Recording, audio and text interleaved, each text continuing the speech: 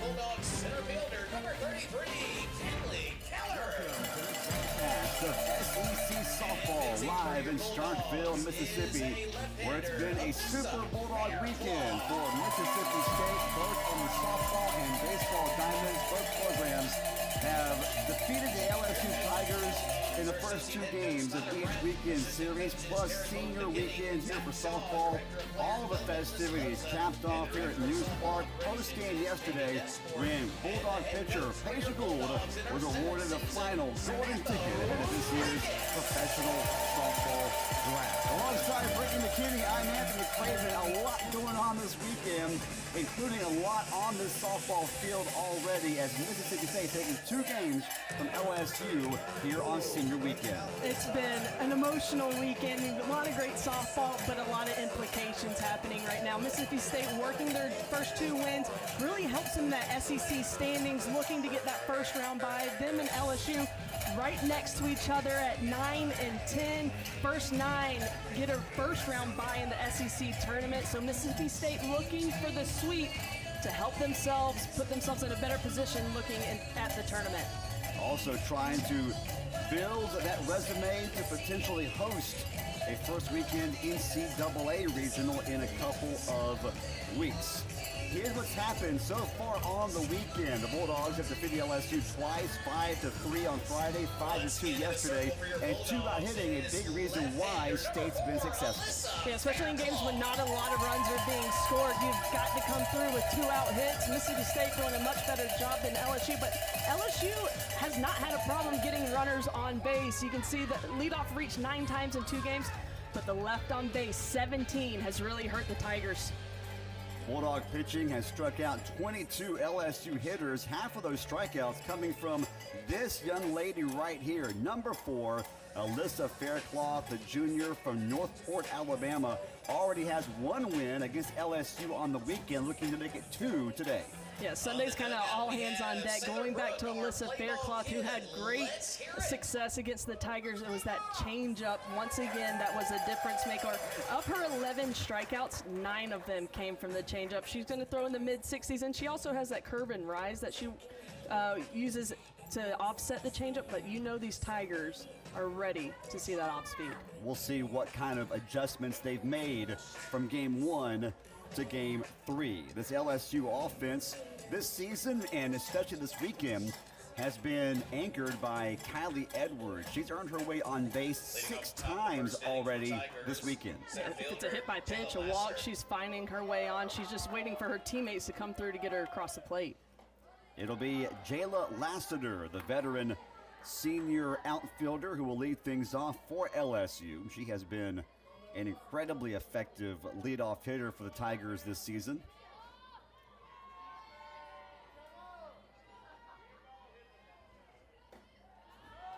And the first couple of pitches missed the strike zone. 2-0 the count as Faircloth faces Lassiter. 50 hits on the year for Lassiter. The only LSU player on the roster this year to reach the 50-hit mark. The Bulldogs have a couple who have surpassed the 50-hit total here in 2026. 2 for 7 on the weekend is Lassiter against Mississippi State pitching. That's in there for a strike, and the count evens up 2-2. Ron Alexander, the veteran, behind the plate today as our umpire.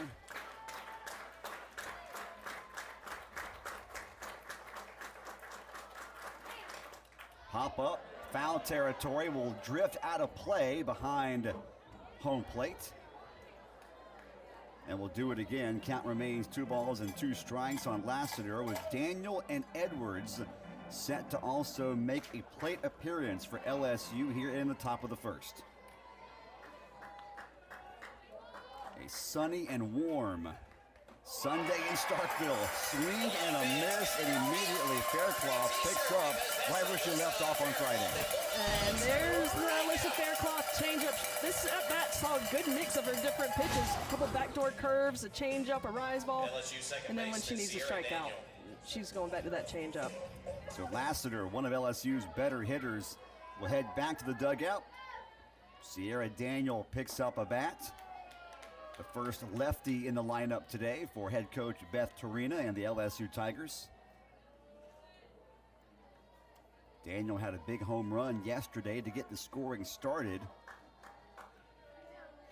But LSU could never get the big inning and ended up dropping a 5-2 decision to Mississippi State yesterday afternoon. You saw Sierra Daniels show bunt there. You know, we saw all the runners left on base, the lack of two-out hitting. I wonder if they're going to try and implement a little bit more small ball today, put pressure on the defense, get the ball in play, find a way to get things rolling on the bases. That pitch just misses. A 3-0 count to Daniel, the junior out of Chandler, Arizona. A lefty hitter. Her home run yesterday, the only hit she has so far on the weekend.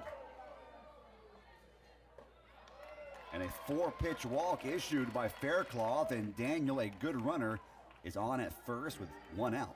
Shortstop Kylie Edwards. That is just the 48th walk issued by Faircloth on the year. Compare that to her 207 strikeouts on the season. It's a pretty good ratio. I'm no math expert, but yes, the ratio there is very impressive.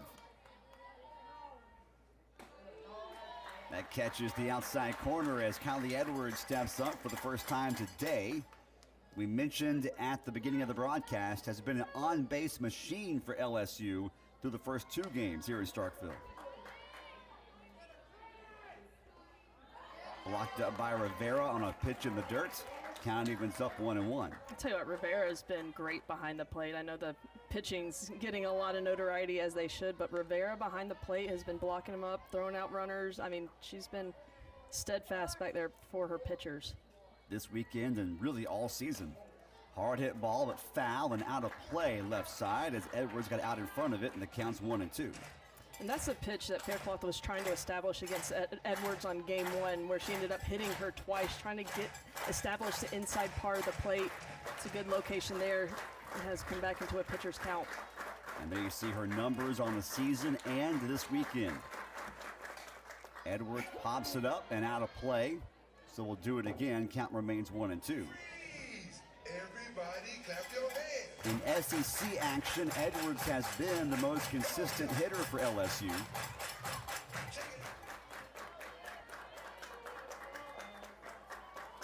And so far this weekend, a couple of hits, couple of walks, couple of hit by pitches. And that one is hit hard and hit deep, and it is gone. LSU, for the 3rd time in as many games on the weekend, scores first. This time a 2-run home run from the Mississippi State transfer, Kylie Edwards.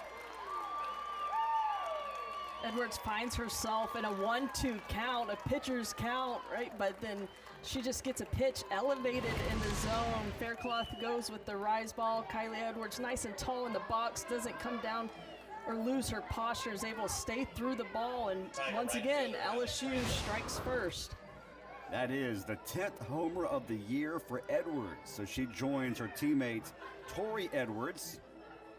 Both the Edwards, no relation, have double-digit homers now in the year for LSU, and the Tigers are on top by 2.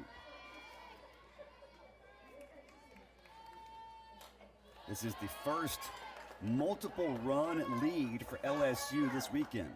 Yeah, they're scoring early in the game, just a single run, solo shot. You know, you don't care too much about solo shots because you got to score anyway to win, right? But a 2-run home run, that's a little bit different when a cricket number goes up there early. Just feels different. It does. A little more energy in the dugout when you're able to do that early and get that multiple run lead as Franklin steps up for the first time today. And this is a trend for LSU all season. It doesn't always lead to wins, but most of the time this year it's led to wins, them scoring early and often in the first couple of innings. I think both teams have shown that they can score early, but it's the often part that's been the problem. They'll get the big inning in the first and then kind of go silent the rest of the game. I know Coach Torina would love to see her team continue getting runners on after the home run now. There's Beth Torina, 15th season in Baton Rouge. Has gone to the World Series in Oklahoma City 4 times. over that span, including 3 years in a row from 2015 to 2017. Off speed, stayed high, broke late, 2-2 the count on Franklin.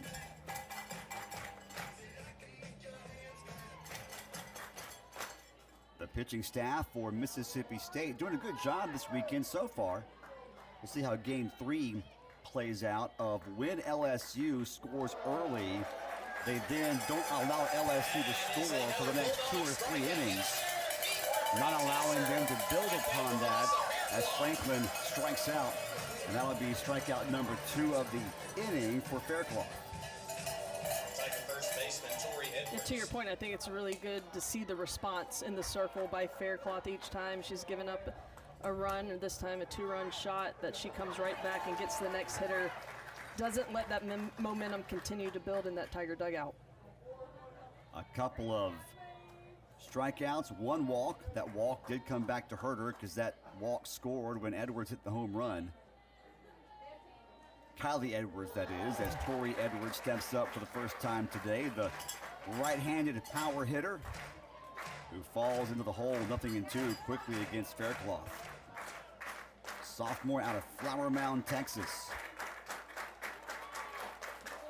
That's downstairs. Not a bad idea, your Faircloth. It's hard to say hitting 283 with 11 homers is a slump, but a bit of a sophomore slump after a fantastic freshman season for Tori Edwards. Off the end of the bat, over to short, thrown across just in time by Morgan Stiles. And that'll end the inning. But Kylie Edwards, the former Mississippi State shortstop, gets LSU on the board first. Her 10th homer of the season. It's Tigers 2, Bulldogs nothing.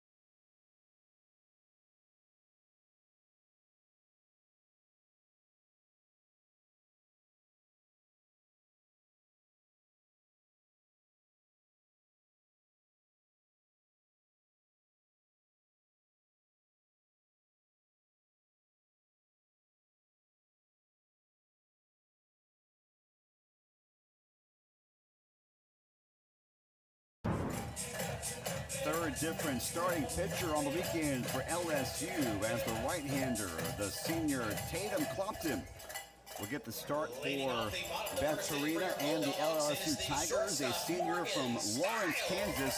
Brittany, what can you tell us about the right-hander Clopton? Yeah, this is a pitcher that's not going to be overwhelming in velocity like we saw with Huebner and Monticelli. She's going to be in the mid to low 60s, but she's going to induce a lot of weak fly balls. You see that first pitch right there, a rise ball that she can throw in the zone for the strike, but it's has that up movement on it, so Mississippi State's going to have to work on top, and she's also added a drop ball to kind of give a different look, but her go-to is up in the zone. Morgan Stiles is the leadoff hitter for Mississippi State, as she has been most of the season and all weekend. There you see hitting cleanup today, Paige Ernstis, who has driven in 6 of State's 10 runs on the weekend, has hit a 3-run home run in each of the first 2 games of the series. Yeah, she's having a heck of a weekend, but it looks like umpire Kaylee Young is coming over to talk with Clopton Sure, illegal pitch was called, so the count's going to go 2-1. She's just explaining here what she called. You see Beth Trina getting some explanation as well. We'll take a look and see if we can decipher what was called. You know, you're allowed to disengage with the ground now, a little bit of leaf, as long as you're not replanting, so that looked fine. Maybe just that slight step forward when she starts her motion with that right foot, her pivot foot. It was a short conversation. That's a ball lifted into right. That'll roll all the way to the wall. This will be extra bases for Morgan Stiles. Leadoff double for Mississippi State in the home half of the first.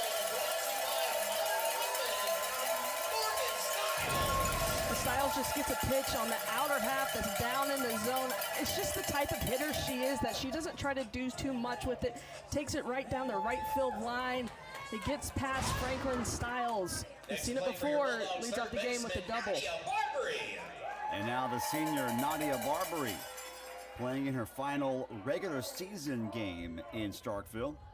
Steps up, hits the first pitch. It's deep. It is off the wall. It is gone, and we are tied just like that. The Bulldogs do it again. They answer a 2-run blast by LSU with one of their own. I mean, it's kind of crazy, right? The way that Mississippi State has been able to immediately respond to anything that Tigers put on the scoreboard in the first inning for the third straight game. But for the first time, it's not Paige Ernstess. It is the senior Nadia Barbary. First pitch she sees from Clopton. I think this one just got a ton of plate, and Nadia took advantage of it. Great effort, though, in center field by Lassiter. We've got a new ball game. Barbary, her 12th homer of the year. And we are tied. We had fireworks in the first inning yesterday with both teams hitting home runs. In fact, we had 3 home runs total in the first inning yesterday. And now a couple of home runs, one from each team in the first inning of Game 3 today.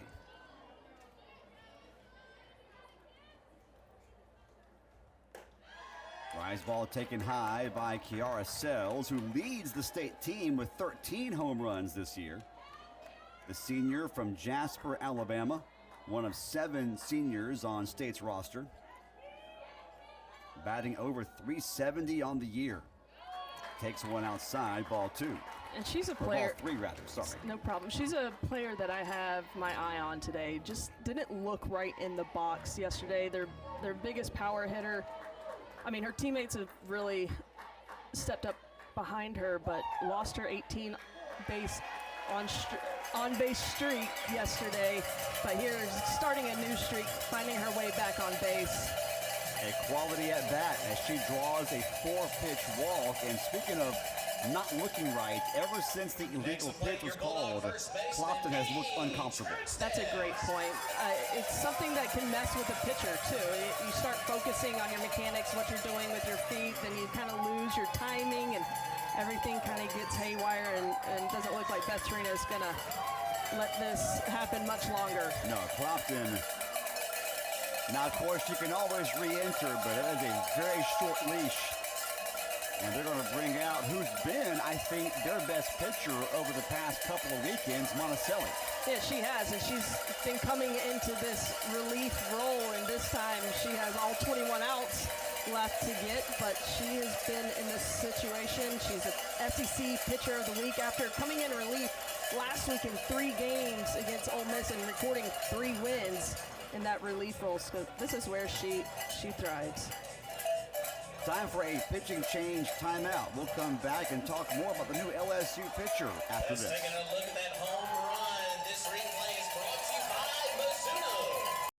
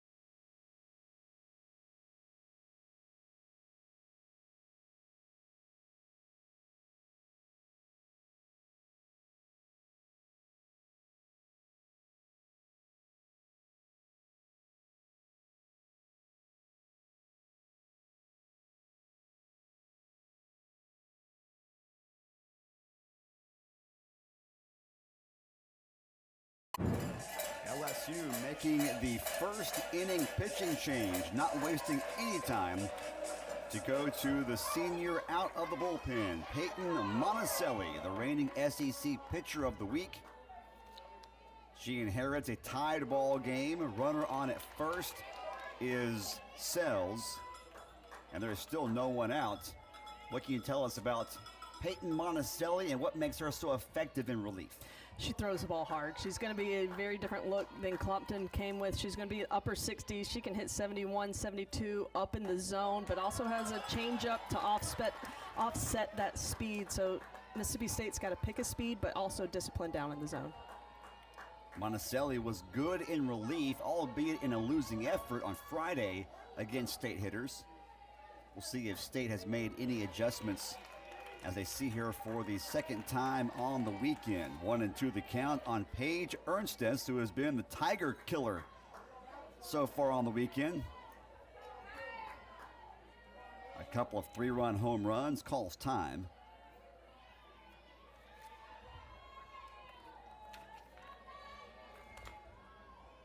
Nice day for softball here in Starkville. Got some cloud cover right now, but a very slight breeze as Ernstess pulls one foul, third base side.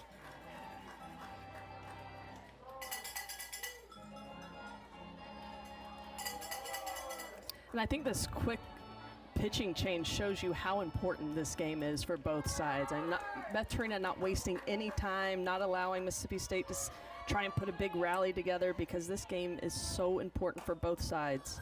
Ground ball.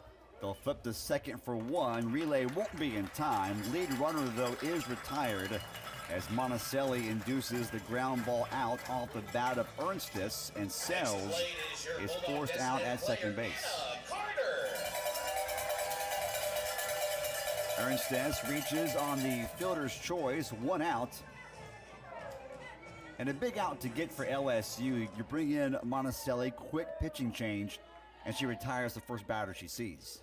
Yeah, especially that quickly. Monticelli probably wasn't expecting to go in without her team recording an out. So having her ready and warmed and being ready to come in that early is huge, and to throw strikes in that short notice is a big deal. The left-hander, Anna Carter, steps in now for the Bulldogs. Takes one for a strike. Count even, 1-1. Carter, one of those 7 Bulldog seniors who were all honored pregame yesterday here on senior weekend. Batting .272 on the year, but coming into the weekend had been State's hottest hitter in the last 10 games. Yeah, and she's had some really good at-bats too. May not have the numbers that she want behind it for the weekend, but she has had productive, solid at-bats, seeing the ball well. Pop up into foul territory. Will land a couple of rows up in the seats off to our right. 2-2 on Carter, batting 5th in the state order today. Looks like both teams have essentially gone back to their starters from game 1. That pitch just misses. Tough take, but a good take from Carter, and now the count's gone full. Man, that was close, especially with 2 strikes. Monticelli goes on the outside corner. Woo! Good work behind the plate with Bergeron, making that look really pretty. Carter hits one to the shortstop, flip to second. Relay is in time. A double play, 6-4-3. Monticelli comes in and does her job. LSU shuts the door, but a big swing of the bat for the Bulldogs as Nadia Barbary ties things up. The Bulldogs just know how to respond in the bottom of the first. Brand new ball game tied up 2-2 as we head into the second.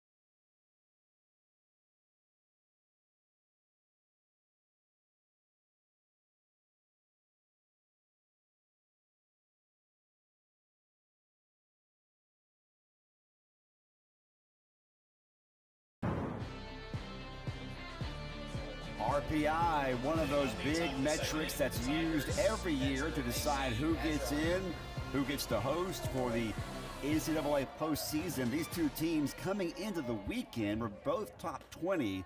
I would imagine those numbers have shifted just a little bit with State winning the first two of the series, but lots of postseason implications, conference and NCAA this weekend here at News Park. Yeah, when you talk about hosting a postseason, that's exactly what every team wants to do, and LSU has done it a lot over the time that Trina's been there. Mississippi State looking to do it for the first time, but it's such a big advantage to be playing at home in the postseason, especially in that first round. And Mississippi State on the outside looking in. What a play. Amazing grab at second base. Zion Romero, a web gem to rob a base hit away from Lorenz. Even with a lot of strikeouts, the defense has backed up Alyssa Faircloth and this pitching staff right there. Zion Romero stretches all the way out to take a double away from Bergeron. Romero had a home run yesterday. Great defense all weekend. Has been a really good player for State here in the final regular season weekend of softball here at News Park. 1-0 the count to Lorenz as Bergeron lines out to begin the inning. Big swing and a miss there.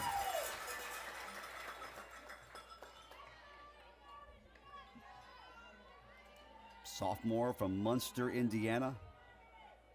Batting .237.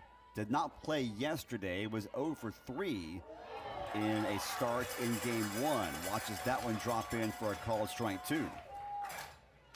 Yeah, she had 3 strikeouts in the game against Faircloth, but off of the changeup, all 3 of them. Looking to reverse that voodoo here. Grounds out to the shortstop. Has good speed, but that throw got there just in time. That was a lot closer than I think anybody expected, but Styles just in time to get the speedy Lorenz down the line. I think she'll remember that next time Lorenz comes up to bat. A little more urgency. Not going to say she was nonchalant, but you're right. Off the bat, I thought routine play. That was not routine. Lorenz has a little more speed than I think we were expecting. But the out is recorded by the Bulldogs shortstop Styles, and there are now 2 gone with no one on. And Allie Hutchins, number 8 hitter in the lineup today for LSU, steps up for the first time. Takes a strike. Hutchins was the 9-hole hitter on Friday, hit 7th yesterday, batting 8th today. Plug and play, trying to get that bottom of the lineup to have some production. All of it's been coming from the top of the lineup for LSU. Looking for production, switching some things up in that bottom third. That ball just missed down and away. So 2 balls and a strike on Hutchins. A native of Kentucky, began her college career playing in the SEC at Kentucky there in Lexington. Takes a strike. And the count evens back up, this time at 2-2. Hutchins batting .211 on the year. Just got a piece of it.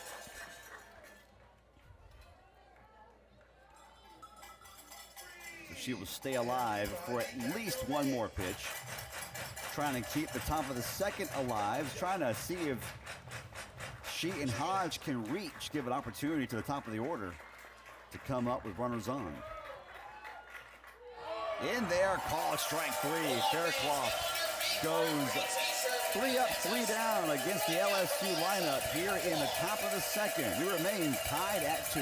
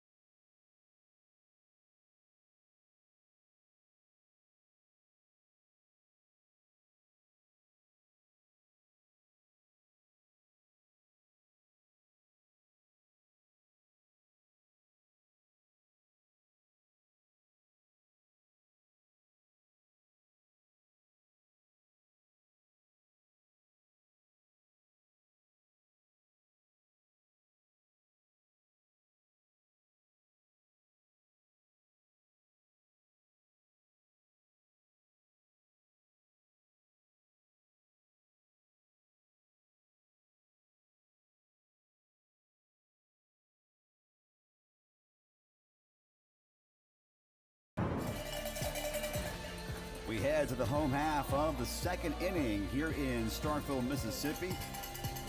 These two teams, LSU and Mississippi State, certainly trying to do whatever they can these last 2 weekends and at the SEC tournament coming up May 5th through the 9th to make a bid to host a regional. You mentioned last half inning, Brittany. LSU's done it numerous times. In fact, most of the years that Beth Tareen has been there, they've hosted a regional, if not a regional and a super regional.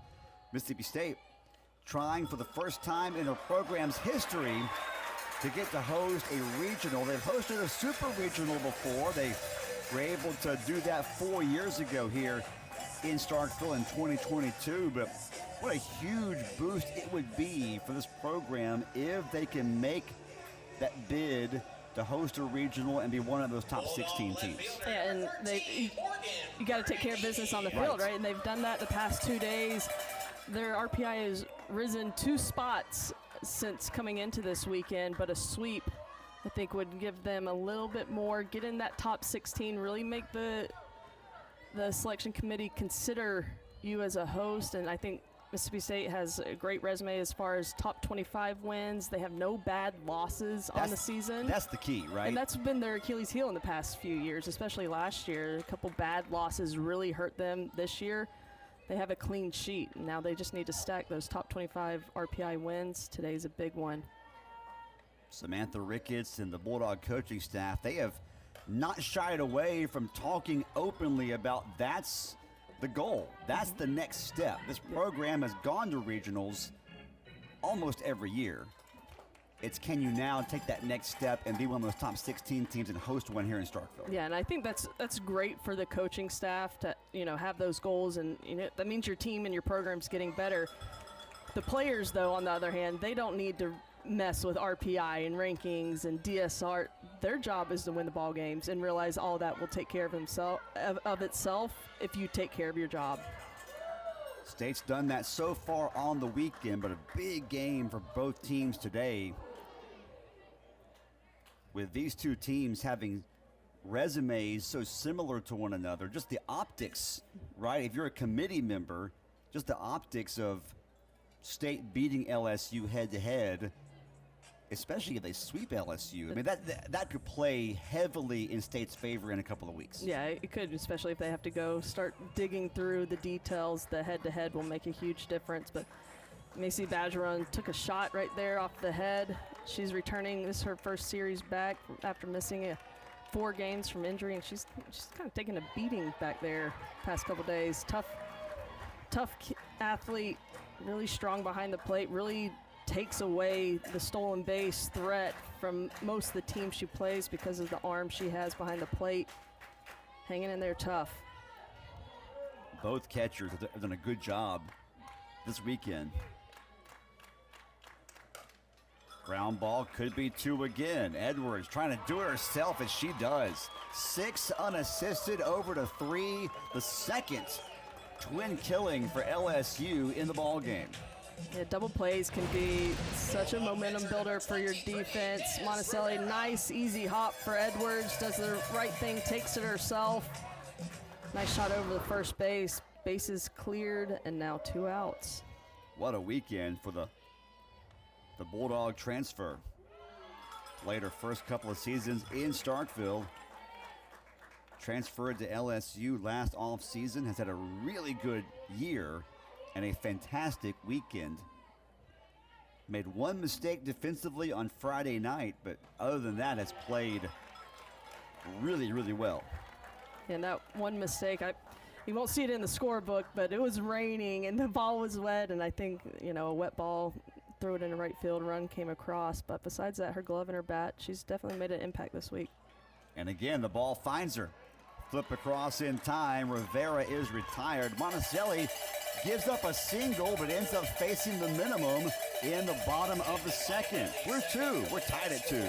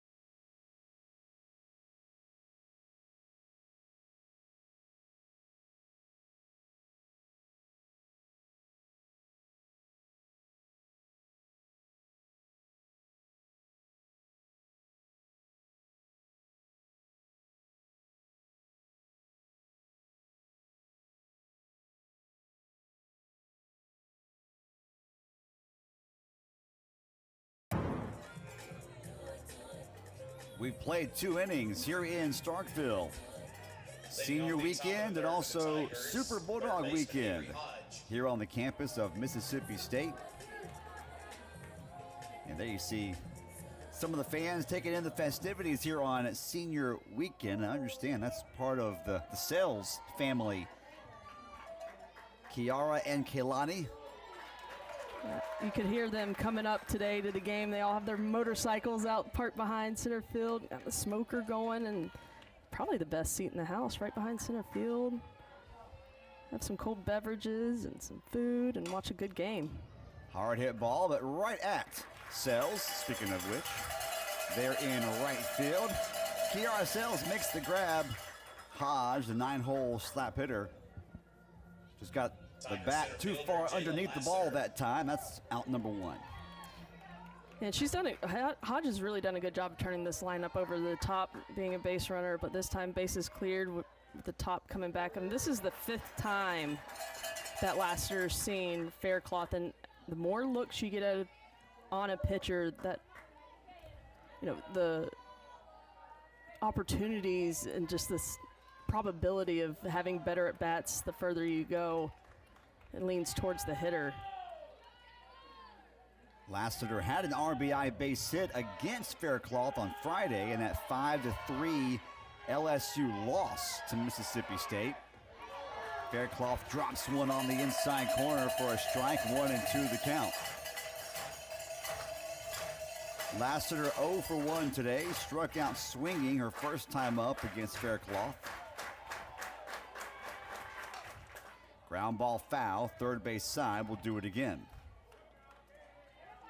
Daniel in the on-deck circle. If anyone reaches, if either she or Lassiter reach, then we'll have Kylie Edwards set to come up, who had the big 2-run home run for LSU to get our scoring started in the top of the first. Good defensive swing right there to stay alive as Lassiter fouls it back and out of play. That was a good aggressive swing on a pitch, a hard pitch with velocity, fouls off the changeup, the one before, attacks the hard stuff. Still 1-2 count, but good at bat by Lassiter. That's a nice swing right up the middle. Right through the circle and behind the bag at second. Lassiter's on base. Our first hit today. It takes this backdoor curve right back up the middle, and as I was saying, the more looks you see on the pitcher, the advantage tends to lean towards the hitter, and this top of the LSU lineup has really been the juggernaut for this team. They're responsible for the runs and most of the offensive production. Daniel shows bunt, bunts it foul. She showed bunt, never tried to lay one down her first at bat, but is apparently up there trying to get Lassiter over into scoring position. And even with sacrificing a runner over the speed that Sierra Daniel has, I don't know if it's a true sacrifice. I think she's trying to get on too as a bonus. Did not show bunt that time and takes it for a strike. 0-2 the count. Lassiter on at first after her team leading 51st hit of the season. 1 on, 1 out. That misses downstairs. 1-2.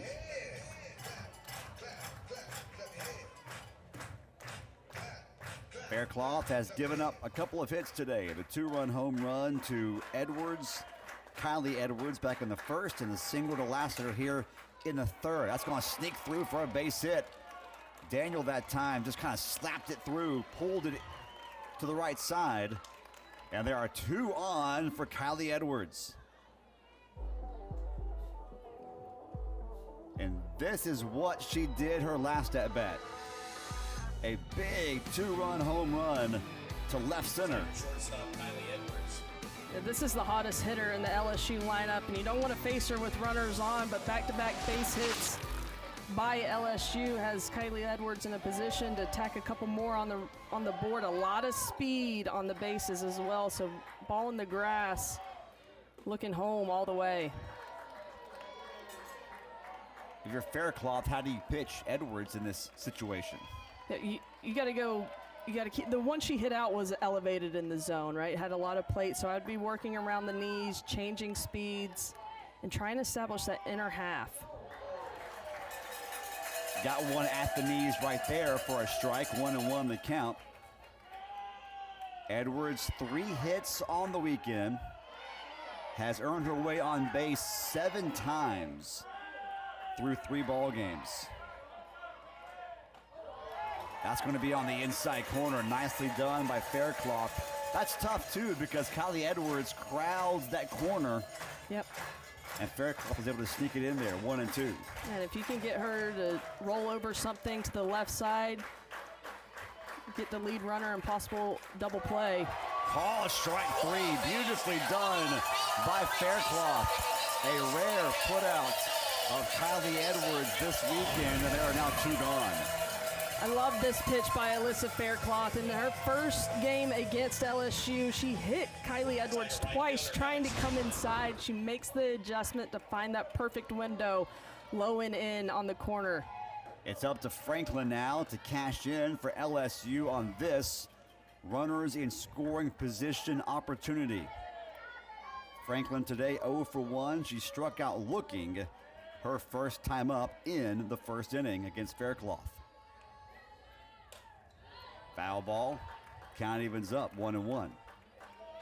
And for a left-handed pitcher to get a ball inside to a righty, a lot of lefties struggle with that. A lot of times they'll leave it over the heart of the plate or run it in too far. It's a very tough pitch for a lefty, but what Faircloth was able to do against Edwards was pretty. And again there, and for a right-handed hitter, seeing that ball start off the plate coming into your timing is disrupted. It's hard to get your barrel out. She's doing a nice job against these righties in this inning. Lassiter at second, Daniel at first. Good speed on the bases for LSU. 2-strike pitch to Franklin. She just gets a piece of it to stay alive. Nice defensive swing.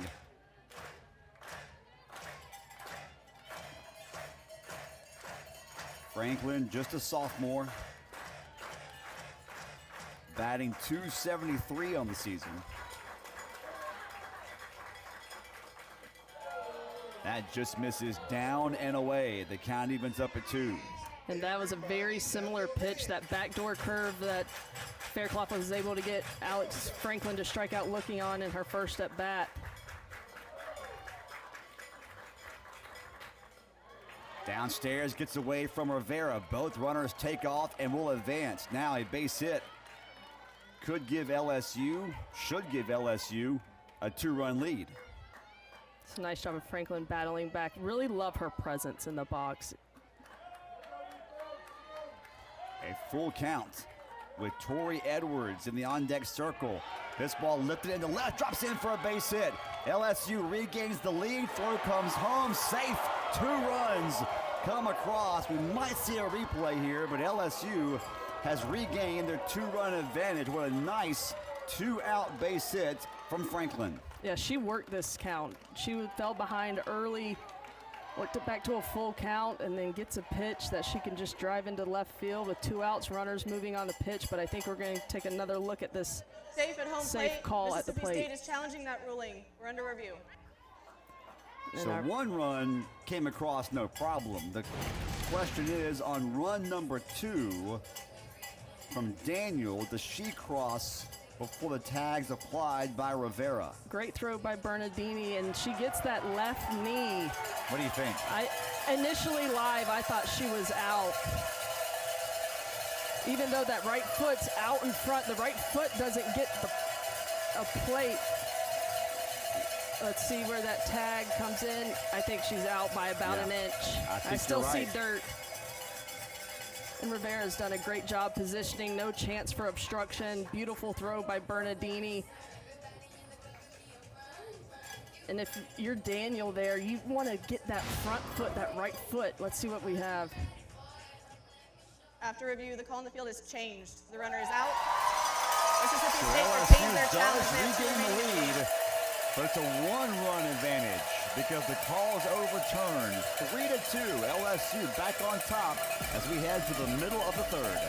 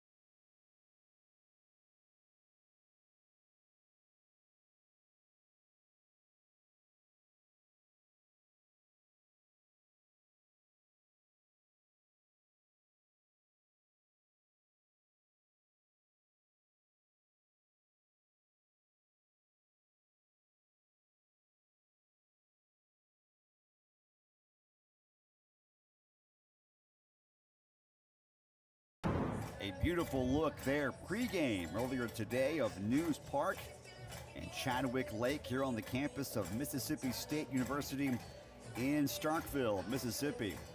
Alongside Brittany McKinney, I'm Anthony Craven. We head to the bottom of the third. LSU has just regained the lead, Brittany. It's 3-2. We talked pregame, or talked at the open, the lack of two-out hitting from LSU. Already today, we've seen a couple of really big two-out base hits. Yeah, that's been the difference for LSU. They've been getting runners on all weekend long, but they just haven't been able to get them in.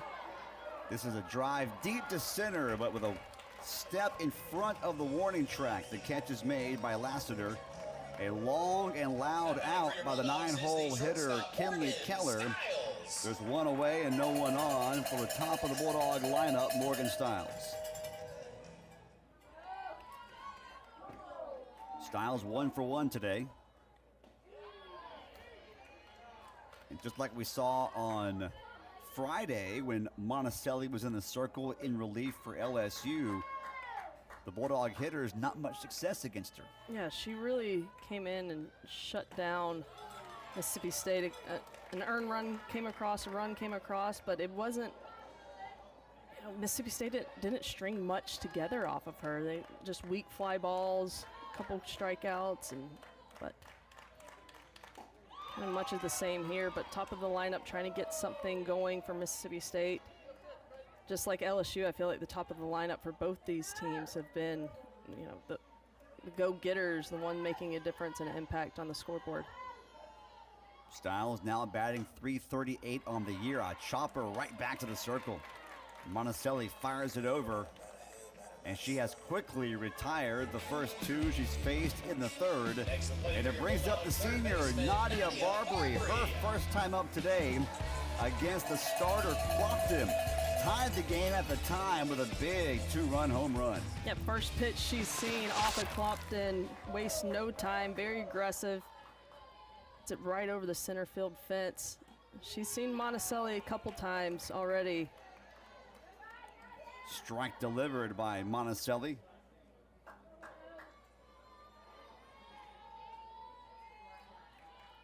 Two and 2/3 thrown by Monticelli because Clopton never recorded an out as the starter. In 2 2/3, just the one base hit. No runs allowed. Inducing a lot of routine ground balls. No walks, no strikeouts, balls getting put into play. LSU making some defensive plays behind Monticelli, a couple of double plays. Yeah, those double plays have been huge for Monticelli, but she's been working ahead, and she did it to Morgan Stiles previous at bat, now again with Nadia Barbary. Love how she's attacking the zone. Barbary stays alive, defensive swing right there. Count remains 1-2.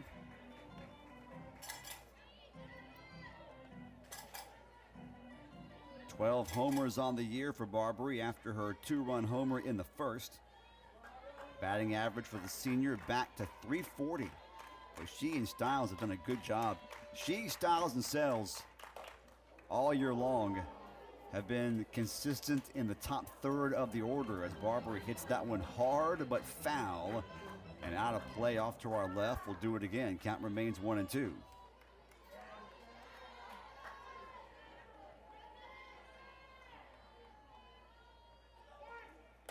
That's wasted outside. Count evens up. I felt like it had a little extra on it. I wish we had a radar gun. That one popped the catcher's glove behind there. Monticelli, somebody that can reach 71, 72. Has that tall, strong frame. That's downstairs. Good take. Check swing. She did not go around on the appeal. And now the count's full. A lot of credit to Nadia Barbary. That changeup in the dirt was set up perfectly. That pitch hard and outside, then comes back with a nice changeup, but better disciplined by Barbary.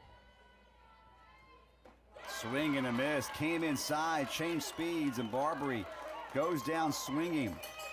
A 1-2-3 inning for Monticelli and the Tigers. They remain on top, 3-2.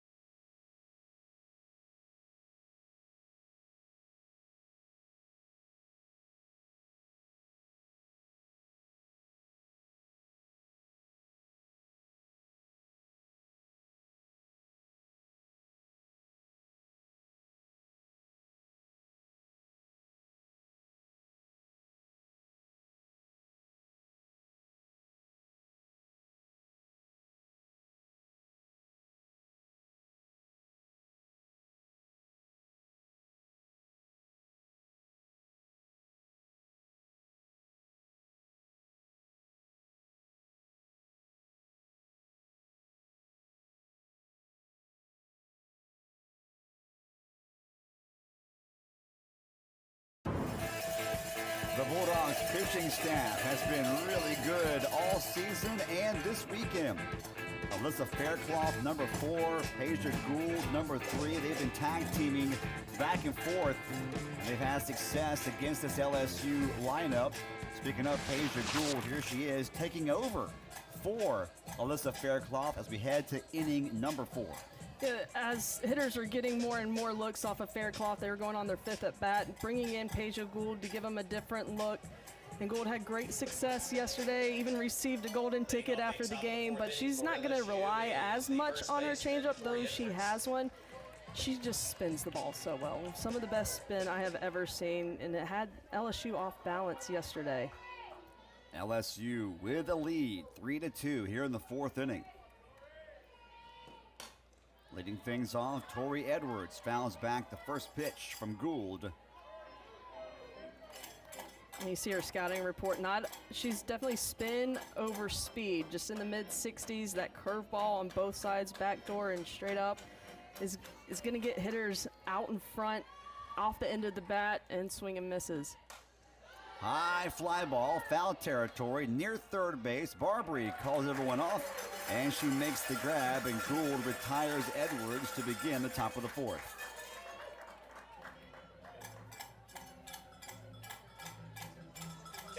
Do you think the plan all along was Faircloth for 3 innings and then go to Gould? I think they definitely had Paige Gould ready to go. It's going to allow Faircloth. I mean, if she was rolling, they'd keep her out there. But sure. LSU started having better at bats, stringing things together, getting runners on base. And then, it's good. It's Sunday. It's day 3, all hands on deck. Both teams have gone to their bullpen already this game, and I wouldn't be surprised if we see both teams go to their bullpen again later in the game. Gould facing Macy Bajeron. Bajeron, her first time up today against Faircloth, hit it hard, but a great catch was made by the Bulldogs' second baseman Romero to rob her of a base hit. In at the knees, but it just missed off the corner. 2-1 the count.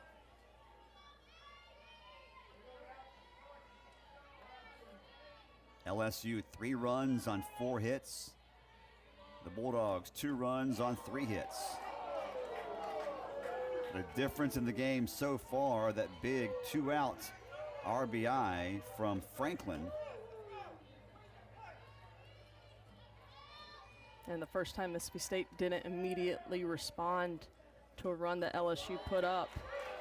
This time Gould finds the inside corner against the LSU catcher, and the count goes full. Both offenses having success today through the first 3 innings. And that misses off the inside corner. Bajeron, quality at bat. She draws the 1-out walk. Try to go back inside with that backdoor curveball. That one just falls out of the hand.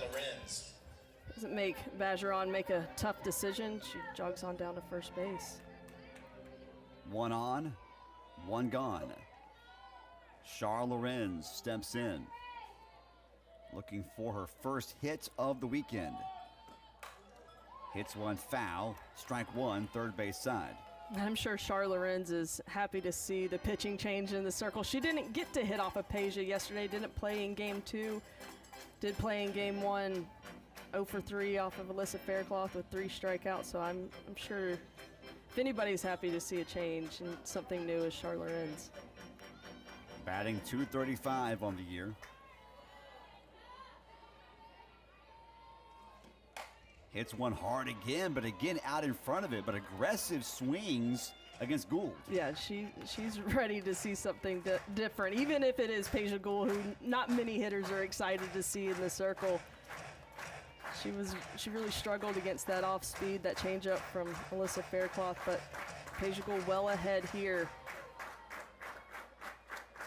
The 0-2. High fly ball. Bernardini ranging over into foul territory and left makes the catch for out number 2. Much better at bat by Char Lorenz there. Yes. Just found herself out in front of that 0-2 pitch, and if you're Paige Gould, you're going to keep that in the back of your mind. You got to move that one back out further against that hitter.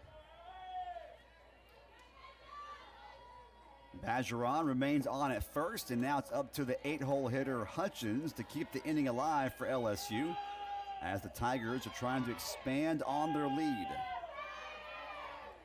They jumped out to a 2-0 advantage. State tied it at 2. And LSU regained that lead in the third with an RBI base hit from Franklin. And that's where we are here in the top of the fourth. That's Hutchins, the DP. An 8-hole hitter steps up for the second time today. Struck out looking her first time up, but that was against Faircloth. Now facing Gould, who she saw yesterday and did not have much success against her in the Saturday ball game. Time called here. I think there was an illegal pitch called by the first base umpire there, Chelsea Clark. I saw her hand motion. It seems like she was saying that that right foot, that pivot foot, stepped forward off the rubber for Gould. So now, most people think that's strike 3, but it was a 2-1 count. Now a 2-2 count. Yes. Here's the pitch that was called illegal. Watch that right foot. Maybe a slight step forward. Swing and a miss, didn't matter. Strike 3 is called eventually. We head to the middle of the fourth.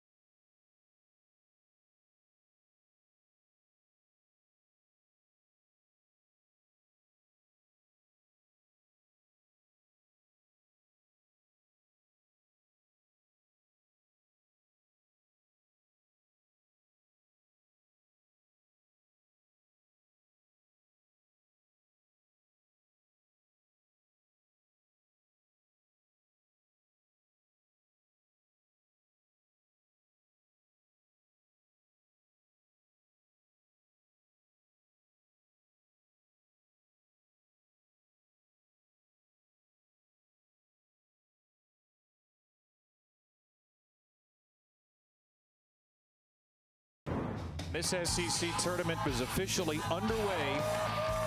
Crushes one. Smash this. Throw the bat. And the drama continues.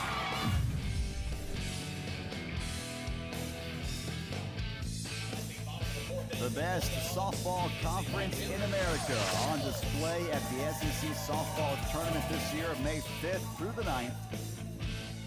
All 15 teams will get there. Top 9 will advance past the first round, get a first round bye. Single elimination throughout.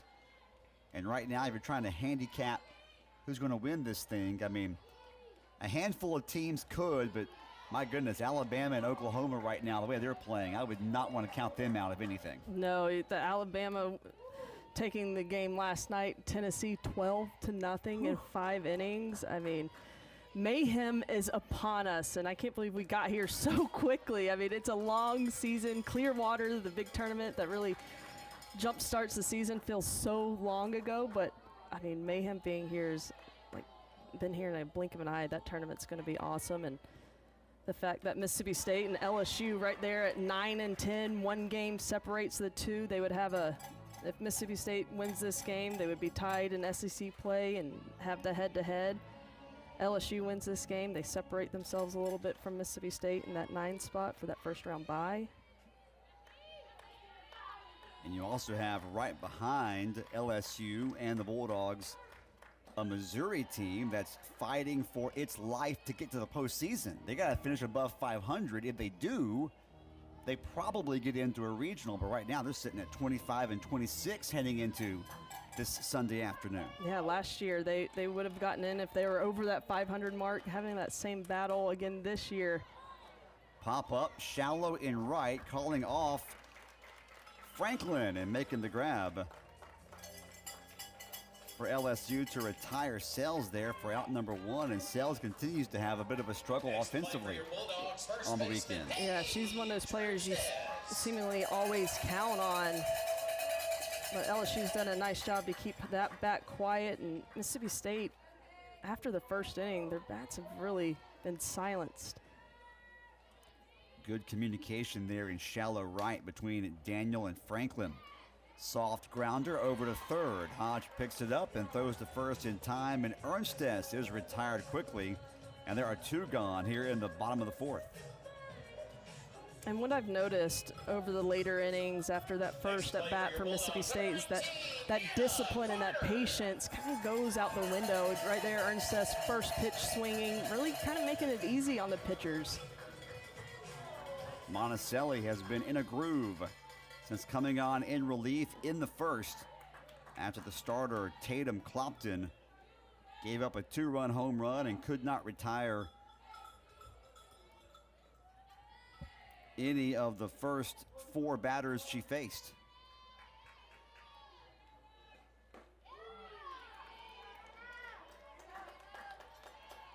Anna Carter now batting for the Bulldogs, 0 for 1 today.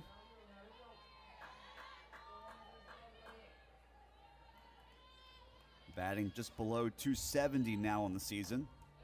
Fouls one back right off the netting into the on-deck circle. 1-2 the count. Last time Carter was up, she grounded into a double play. That was back in the first, and since then, LSU has been in a groove in the circle and defensively on the infield. Yeah, the defense, anytime that Mississippi State had a runner on, they came up with a big double play to clear the bases. Defense behind Monticelli. She gets some credit too for her dominance so far, but I mean, not many balls leaving the infield either.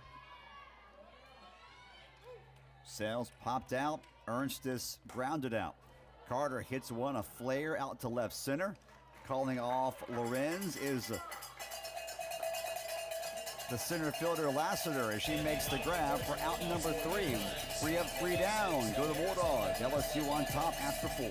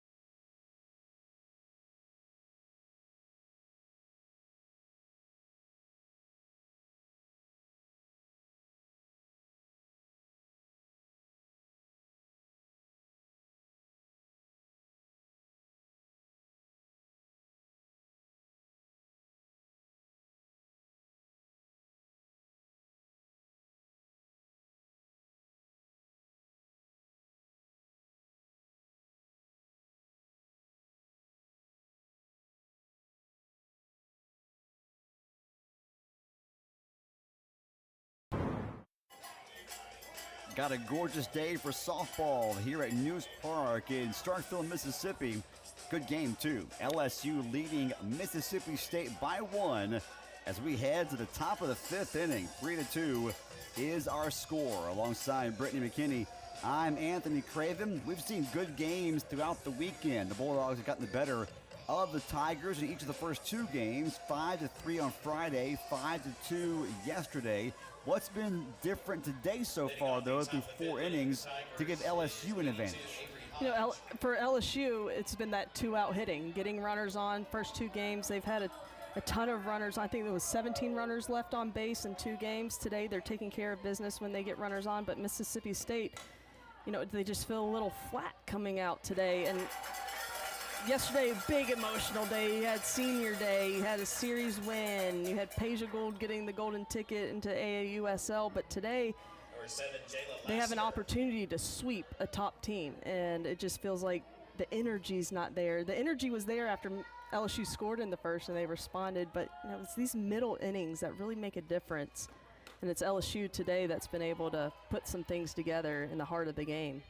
The 9-hole hitter Hodge grounded out to Styles at short, and now the dangerous top of the order for LSU is up at the plate with Jayla Lassiter, followed by Daniel. Strike delivered by Gould. 1-1 goes the count. There you see number 23, Daniel, in the on-deck circle. Lassiter 1 for 2 today. Daniel 1 for 1 with a walk. Kylie Edwards 1 for 2 with a home run. Franklin 1 for 2 with an RBI. Top 4 in the order have done literally everything for LSU offensively today. Today and this weekend. I mean, this top third of the order has come through clutch with some long balls, some good hitting, getting on base, working walks. Not a bad pitch there, but we've talked about the discipline all weekend that LSU has. Over 200 walks on the season. They have not chased out of the zone. Lassiter individually 29 walks on the year. That's in there. Tried to sell it, did Lassiter, but she knew it was strike 2. Now the count's full. Lassiter has 29 walks. Daniel has, I believe, 31. Yeah, 31 base on balls. Pop up, foul territory, and out of play. And we'll do it again.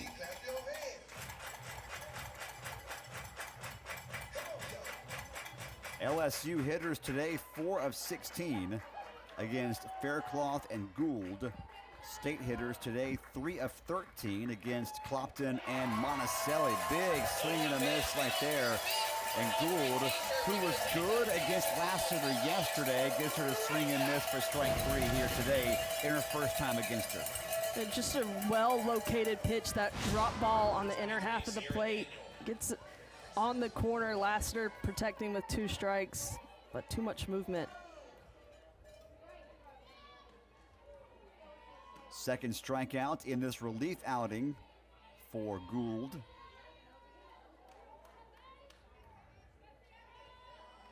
We mentioned the top 4 hitters in the lineup for LSU: Lassiter, Daniel, Kylie Edwards, and Franklin. And there you see, they have 4 hits and 3 runs. The rest of the team, zilch. So we weren't making it up. The numbers back us.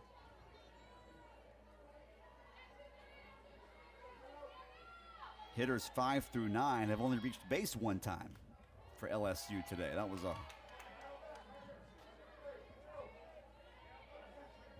a walk earned by Bajeron, her last time up. 3-0, the count to Daniel. With bases empty and 2 gone, LSU on top by 1. As expected, Gould comes back and throws a strike in there with Daniel taking, and now the count's 3 balls and a strike. On the junior left-handed hitter, Sierra Daniel. Grounds 1 foul, now the count's full.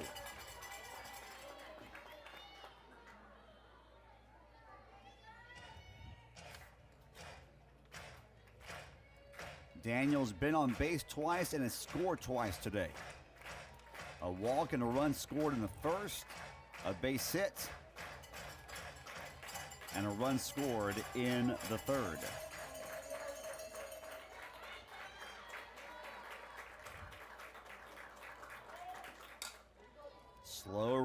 could be trouble. Throw to first is there in time. Nicely done by Romero at second base.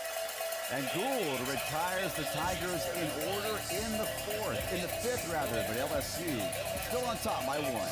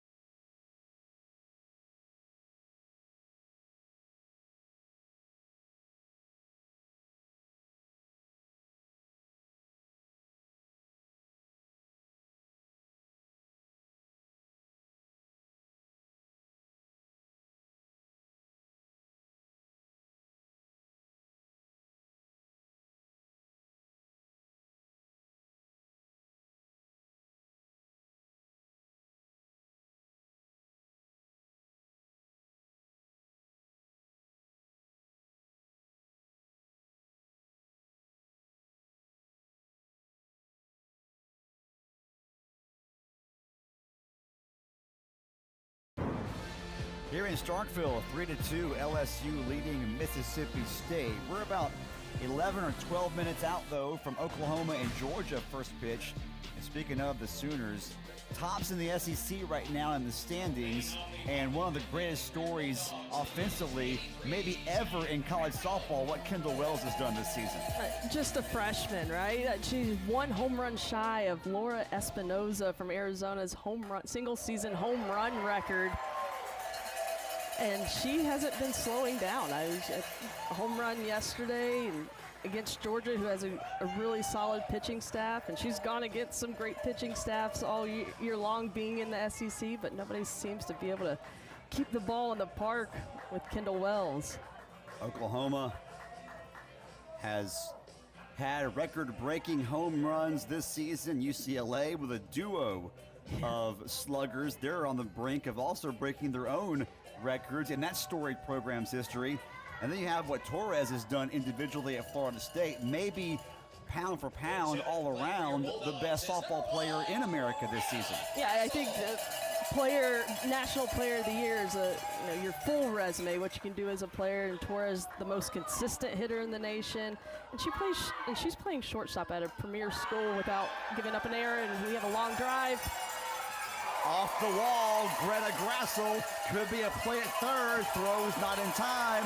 How about that? The pinch hitter, Greta Grassel, comes up and hits a double off the wall after Romero led off the inning with a single up the middle, and the Bulldogs, with some aggressive swings, have quickly put 2 on in scoring position with no one out.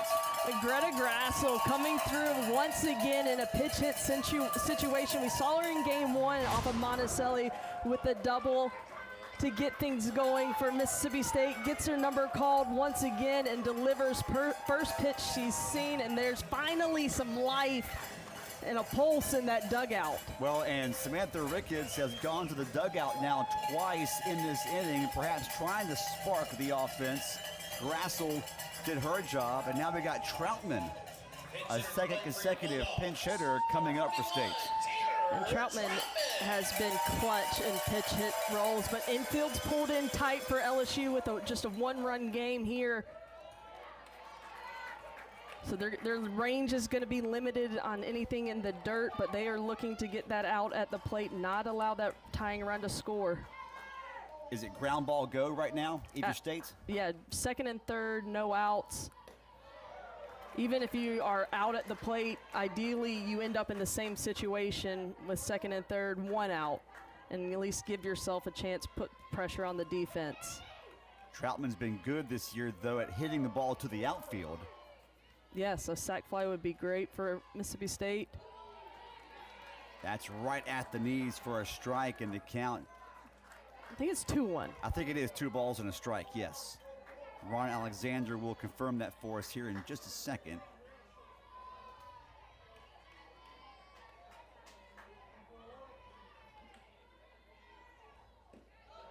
That misses low and away. First time we've seen on this weekend Monticelli in trouble.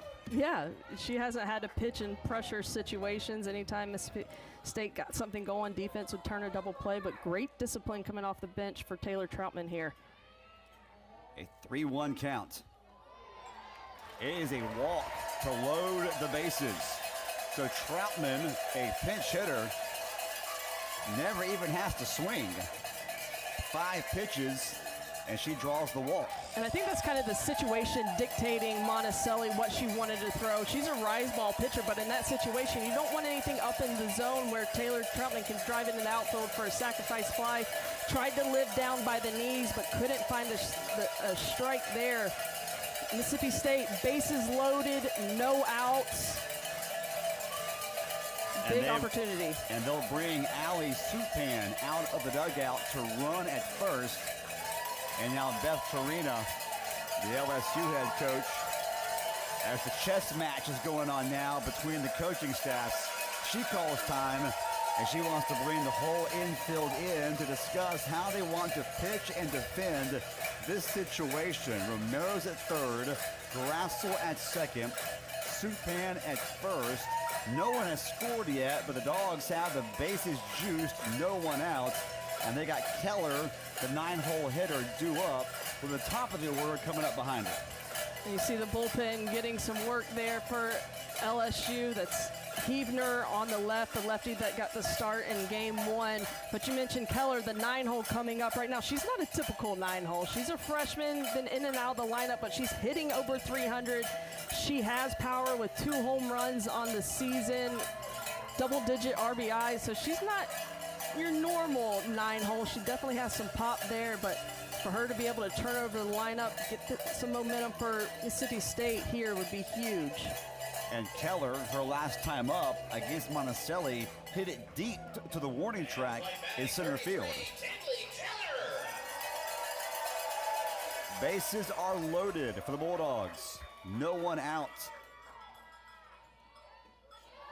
That misses downstairs. And if I'm Mississippi State, I'm staying patient. All this pressure right now is on Monticelli in the circle. Just walk the bases loaded after giving up a couple hits. Make her find the zone. Don't help her out. Ground ball right side. Only plays at 1. We're tied. A ground ball, but an RBI for the 9-hole hitter Keller. We got a brand new ball game now. Yeah, I think Daniel wanted to come home on that. That's the play. That's a routine ground ball, but Supan running in front of her kind of distracted her, got her off balance, and took the safe play at first base. So good job by Keller to get the ball put into play. And we're tied at 3 with runners on in scoring position, still less than 2 outs. For the top of the order, Morgan Stiles, who is 1 for 2 today. And the infield still pulled in tight for LSU. The Bulldogs have not led today. A base hit would change that. But Stiles so far has not seen anything close to the strike zone. 2-0 the count. And Monticelli trying to work the bottom half of the zone down around the knees, not allowing Mississippi State to get something elevated into the outfield, but having a tough time finding that zone. Stiles fouls that one back. And again, that was low in the zone. Strike 1. 5 hits now for Mississippi State. Grassel doubled. Zion Romero singled. Troutman drew a walk. Keller drove in a run with a ground ball to the right side. Now the count's 3-1. First base is empty, but Barbary is the on-deck hitter. Right. And she has a lot more power than Stiles. And if you're Stiles here, you're looking something outer half. You don't want anything in on your hands that you would roll over to the left side. You want something behind the runners. Ground ball, gloved by Edwards, could be two, and it is an inning-ending double play. Kylie Edwards, the third double play she's turned today, and it gets the Tigers out of the jam. Wow. Defense coming up big behind Monticelli, finds herself in a bases loaded, no out jam here with one out. Kylie Edwards gets the line drive, big jump off of second base. LSU looking to regain the lead when we come back.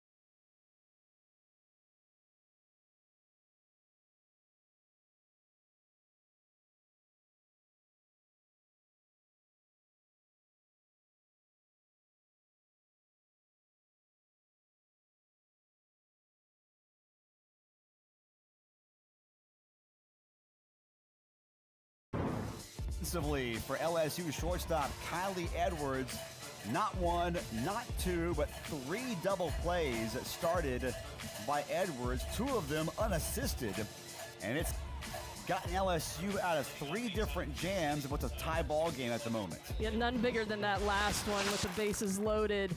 Makes a nice play, heads up to get the runner at second base. She's doing it on defense, been a momentum killer for Mississippi State, but she's also swung the bat well, has a home run on the day. Her second time to face Gould as she struck out looking against her. The last time she faced her in the third. And as Brittany mentioned, had that big two-run home run to get the scoring started in the first. And Gould again attacking that inside corner at the knees, 1-1 the count. Yeah, Edwards is so good with things middle out, getting her barrel extended. Mississippi State, you can see that they're trying to work in on the hands here. Slow roller, going to have to be a good throw. Throw to first is not in time. Boy, Edwards flashes the speed. Certainly did not hit it cleanly, but got just enough of it to get to first base in time. Yeah, definitely off the end of the bat. Not a bad pitch by Peja Gould. Just didn't have enough on it to get to Styles in time, and sprinting hard out of the box and using her speed. Kylie Edwards on base once again. That is the fourth hit on the weekend for Kylie Edwards. And once again, the top four in the order for LSU are getting the job done. We're tied at 3. What a swing of momentum last half inning. State does tie the game, but LSU, facing bases loaded, no one out, gets out of there without surrendering the lead. Yeah, I think you think about building momentum, you think about offense, you know, putting balls in the gap over the fence, but momentum can really be built on defense too, especially with a play like that to get out of that jam without surrendering the lead and then come back, get your bats going, lead off on. Even though Mississippi had a great opportunity, it feels like LSU has the momentum still. LSU, they've been trying to bunt some today. They finally get one down, a good bunt from Franklin, and that will advance Kylie Edwards over into scoring position. And we're in the late innings now, so anytime you can get someone over to second or third, less than 2 outs, you got to do it. Yeah, you're playing for one run here. One run at a time. It's been hard for Mississippi State to score. LSU as well all weekend long. Sometimes on game 3, you see an outburst of offense. Deep fly ball, Tori Edwards got all of that one. LSU has regained the lead, their second home run of the day. Tori Edwards, her 12th of the year to lead LSU, and the Tigers had the lead by 2 at 5-3. LSU responding immediately after the threat by Mississippi State. This pitch belt high and sends it high in the sky right over center field. LSU responds immediately and regains a 2-run lead. Edwards and Edwards, Kylie and Tori have driven in the majority of LSU's runs today.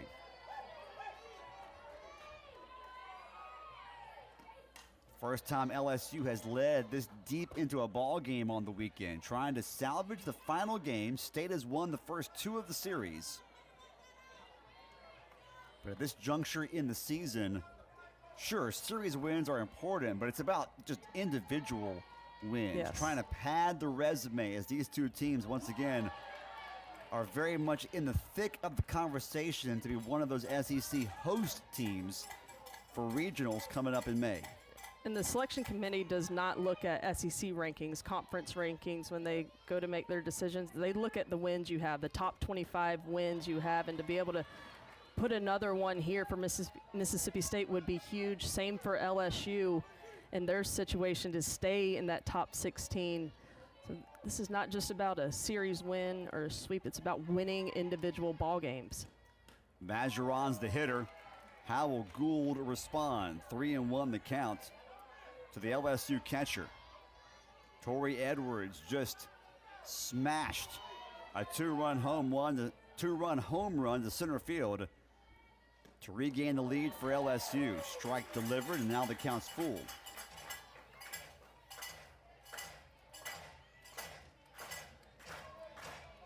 The long ball has been big for both teams on the weekend, and it's driven in 4 of the 5 runs today for the Tigers. Hard hit ball over the head of Grassel in left. And that's a screaming single off the bat of Bajoron. And LSU has a runner on at first, still just 1 out. Back-to-back barrels for LSU. This pitch on the outer half, but gets her barrel on it. Unable to track it down in left field as Grassel, as that one hops the fence, but still standing on first base, but bringing in some speed now for LSU.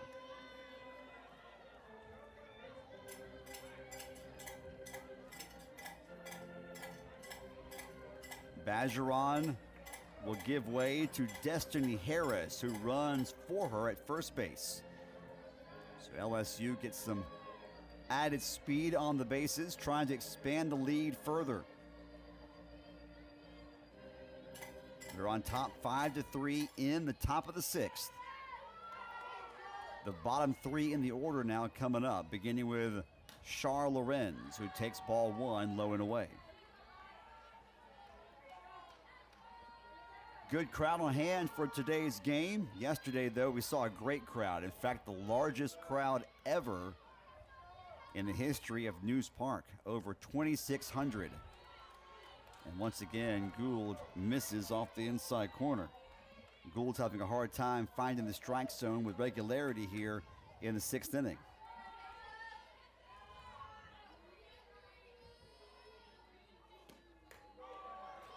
Upstairs, ball 3, 3-0 to the 7-hole hitter Lorenz, who's 0 for 2 today. And 0 for 5 on the weekend. Yeah, she was really aggressive in her last at-bat off of Peja, this time showing a lot more discipline, making Peja Gould find the zone, helping out the pitcher. Nice timeout call there by Rivera. For sure. See Peja out there definitely wiping the sweat off the forehead. I mean, it's not exceptionally hot today, but down on the field, it's pretty stale. Not much wind, some humidity.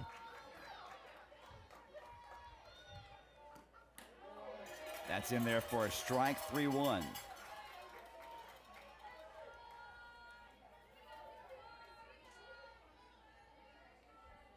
And you see those overall records. These two teams are right there with very similar resumes, each with over 30 wins.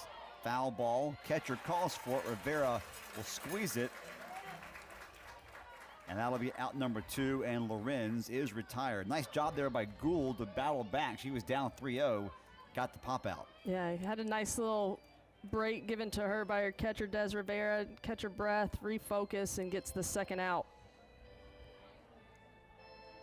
Now we have potentially a pinch hitter for LSU. Yes, they will call the number of Riley Johnson, a lefty freshman. We saw her in a pinch hit situation yesterday as well. And now timeout called by Mississippi State, and perhaps a pitching change. They're looking down to the bullpen. Pitching coach Taryn Mowat calls time.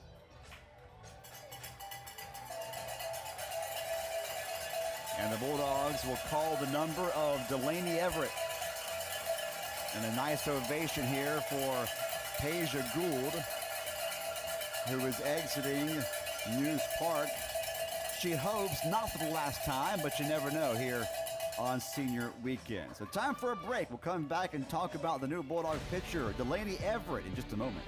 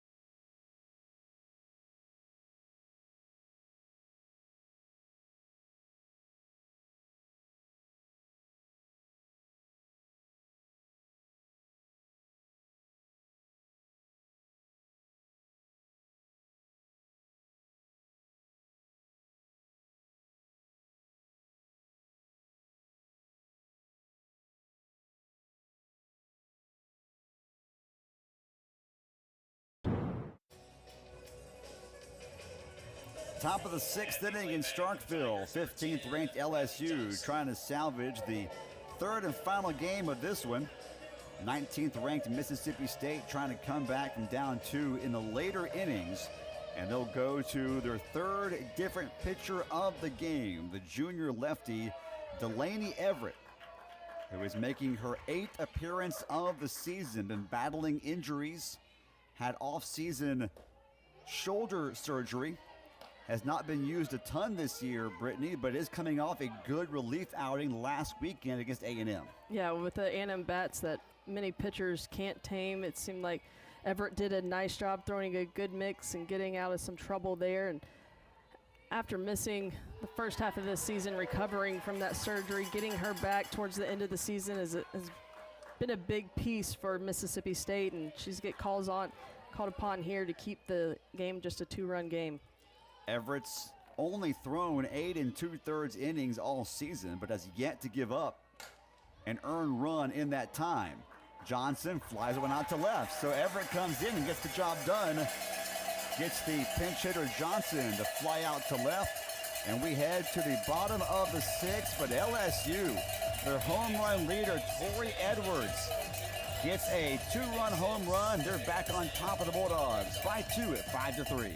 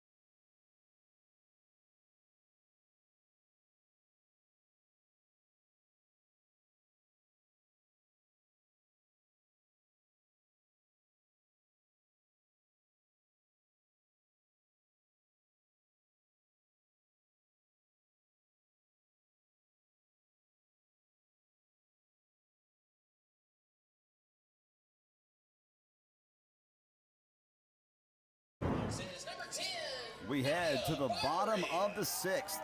LSU 6 outs away from salvaging the final game of the weekend against Mississippi State. They lead 5-3.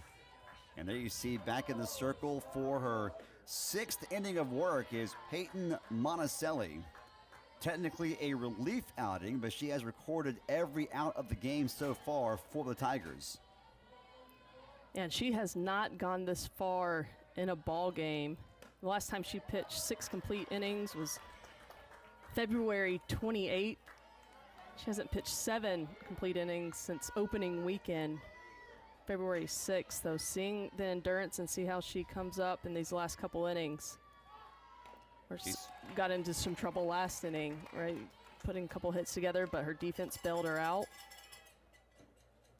The bottom third of the order gave State an opportunity for a big inning, but LSU able to fight through it, only gave up 1 run, then more importantly, answered with a 2-run home run top half of this inning to regain the 2-run advantage they had back in the first inning.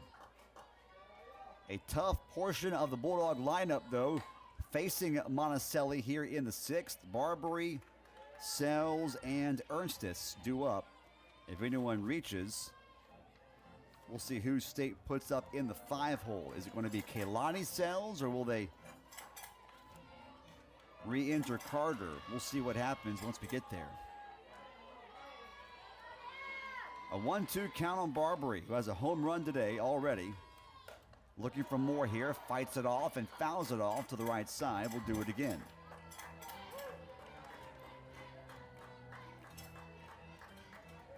After today, we're down to the last weekend of conference play in the regular season. And then the postseason begins. Conference tournament followed by NCAA regionals. Ground ball, third base side. Hodge gloves it, throws across the diamond in time. And Barbary is retired. 1 gone.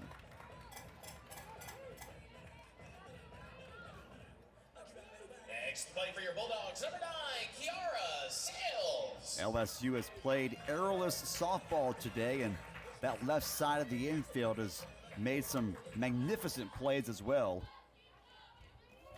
to keep the Bulldogs off the scoreboard for much of the afternoon. And they've kept Kiara Selves quiet all weekend long. Has been on base a couple times, but has not recorded a hit. Their most powerful bat in the lineup. Here she is watching a strike.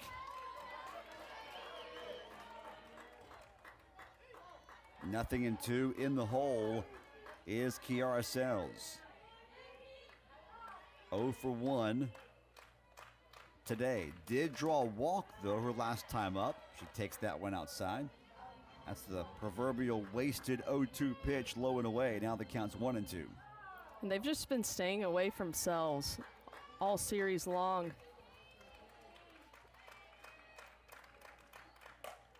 Hard hit ball down the line, but foul. Off the top of the wall, but foul by about 10 feet. That's probably why she has that power to the pull side. But Sells has to start to recognize where they're trying to get her out and commit to it. She can go opposite way just about as good as anybody else, but she's watched those pitches go by quite a few times this series. She tried to go opposite way her last time up in the 4th and got underneath it and popped it out to shallow right to the second baseman, Daniel. So Monticelli shaking off the original pitch sign, getting what she wants here. Swing and a miss, big strikeout of Sells. And there are 2 gone with no one on for Paige Ernstis. Kind of love it when a pitcher owns their pitch, shakes off the previous call, gets what she wants, and executes. Quick 2 outs for LSU and Monticelli. And now the Bulldogs are down to their final 4 outs, and Beth Torina calls time. I think she may be just making sure she re-entered. Was Allie Hutchins, who was pinch hit for her last inning.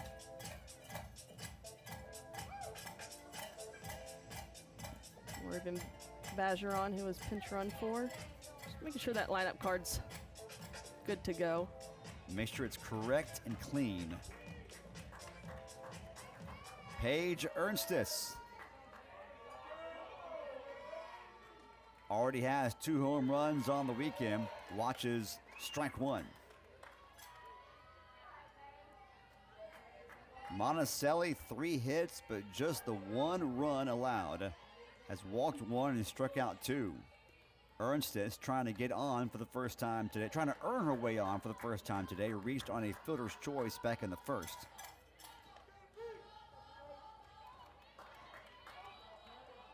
Looking back now, how big was that double play in the first inning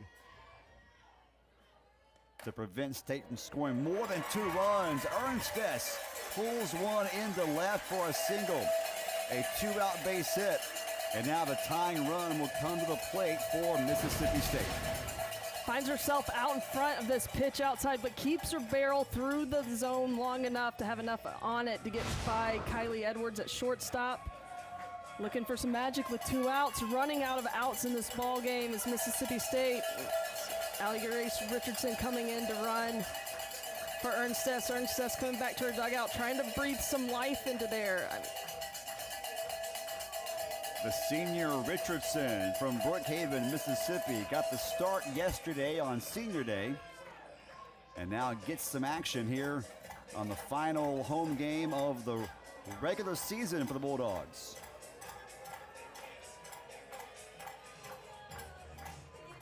So pinch runner at first base. There are 2 gone, and State does re-enter Carter.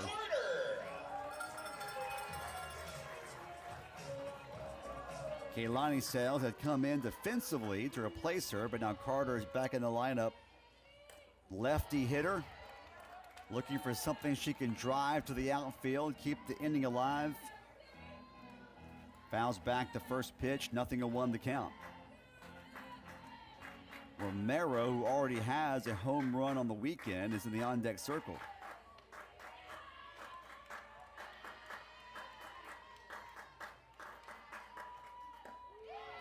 Just catches the outside corner.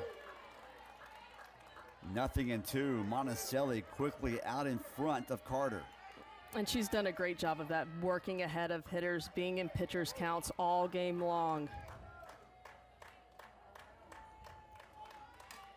Ground ball, slow roller right to the first baseman. Edwards gloves it and touches the bag to get the out, and the inning is over. State strands 1, LSU on top by 2.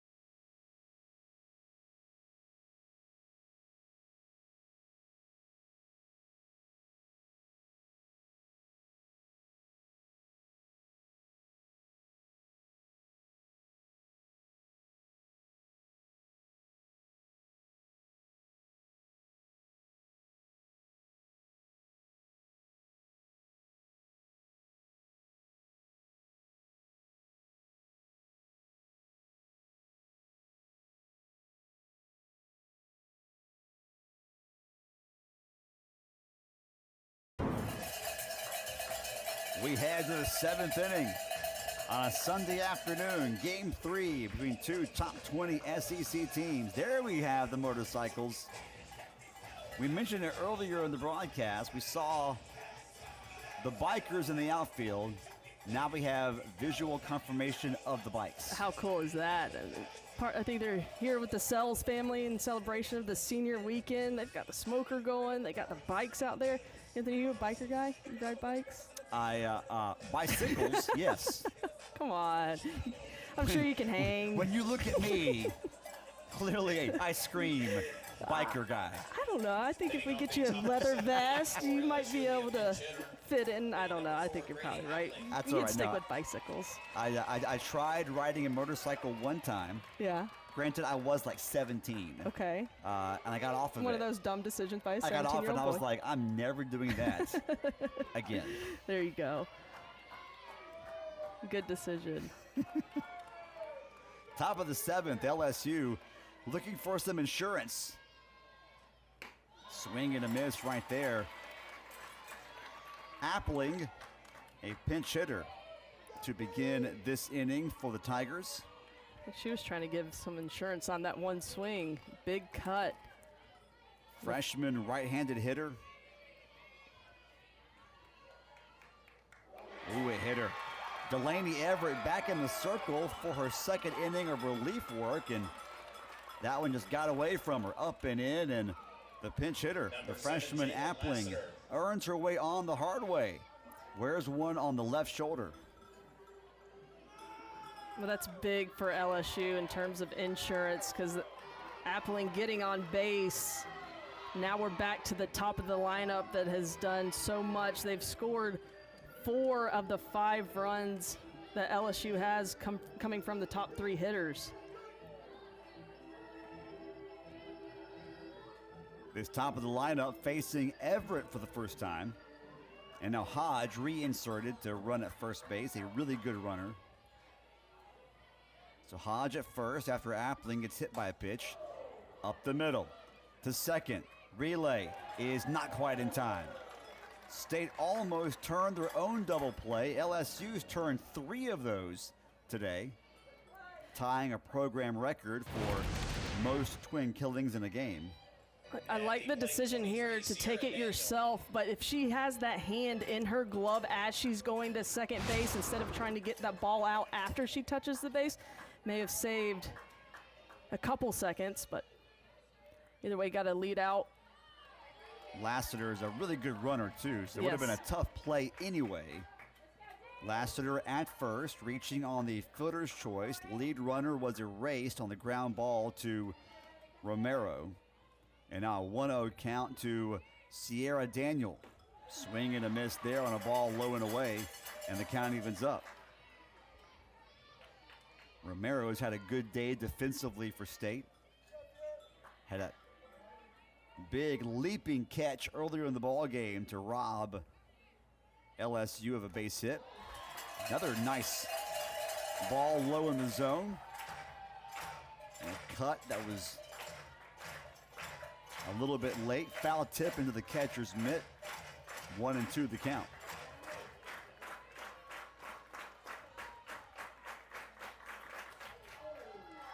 Not a bad idea there by Everett. That's Good take. Pitch. And Everett, not a ton of innings on the season, but a ton of experience for her first 2 years here. So she's been in these situations. She's a veteran in the circle.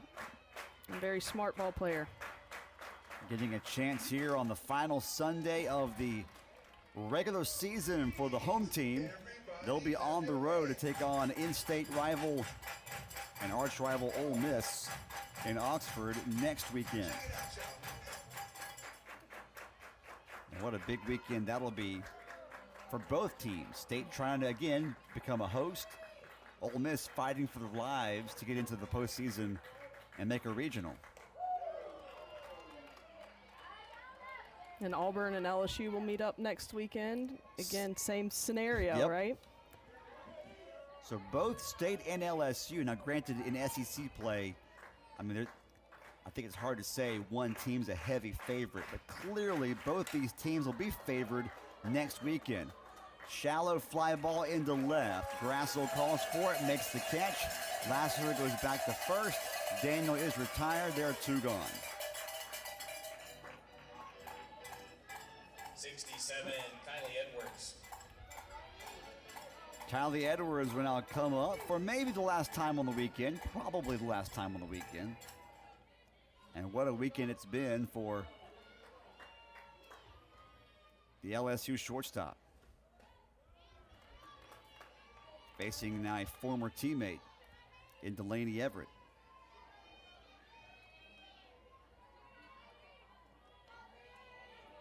Had a big home run earlier today to get the scoring started for LSU back in the first. A 2-run shot.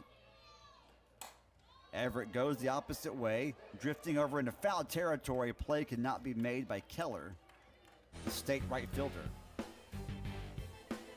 LSU has jumped out early each of the 3 games. In this one, Kylie Edwards showing off her power to get things started for LSU. Mississippi State would answer back, but LSU has been building off of that lead throughout the game. They've scored in 3 different innings this game, which is something they haven't been doing in the past, but putting some things together, but all started by Kylie Edwards in that first inning home run.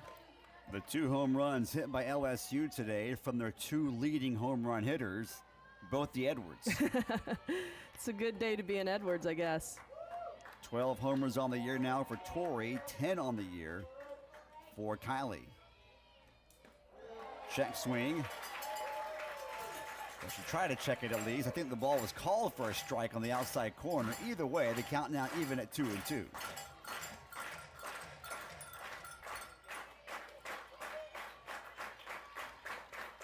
Runner on, 2 gone. In a 5-3 game, LSU on top. Nice defensive swing to stay alive by Kylie Edwards, and we'll do it again.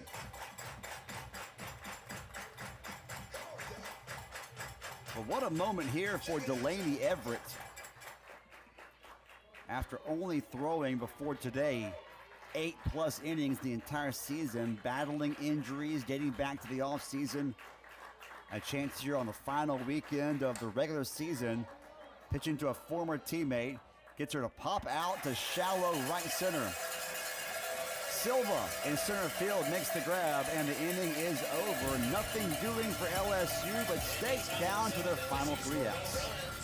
No base hits, no errors, and 1 runner left on base.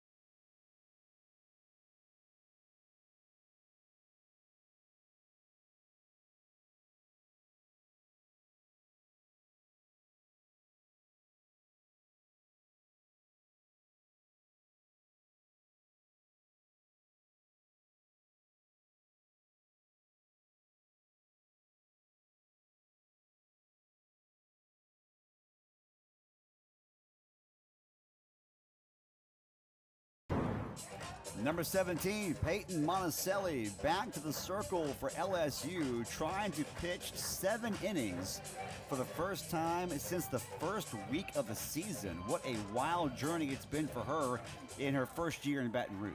Yeah, coming over from Oklahoma, started her career at Wisconsin. Not a ton of innings pitched at Oklahoma, but has really, as of late, for LSU come into this reliever role, this time in relief, but going the full 20, looking to go the full 21 outs. She has really filled the void with Sydney Berzon going to Oklahoma. Little tradesies of pitchers between LSU and Oklahoma. The Bulldogs are down to their final 3 outs. Zion Romero hits one over towards third. Hodge, nice glove there, regains her balance in time to throw across the first in time, and Romero retired quickly, one gone here in the home half of the 7th. And when you're protecting a lead in the last half inning, the most important out is always the next one, but always important to get the first out. Greta Grassel now steps up. State trying to get that tying run to the plate. Grassel on the year, limited at-bats, only 7 official at-bats, but a .429 batting average. Has gone 3 for 7 on the season. And 2 of those hits have been off of Peyton Monticelli this weekend. So I think they played together over the summer at some point, so has a good idea of Monticelli, but this time working into a hitter's count, seeing the ball well. Had a big double to left her last time up. Fouls that one back for strike 1. 2 balls and a strike on Grassel. Rivera in the on-deck circle. If anyone reaches, then you'll have the 9-hole hitter, and then the top of the order. That's the goal, right? Yes. Somehow figure out a way to get Styles in at bat here in the 7th inning. High fly ball, not very far out into left. Easily grabbed by McKee, the new LSU left fielder. And there's 2 gone. LSU an out away from winning their first game on the weekend.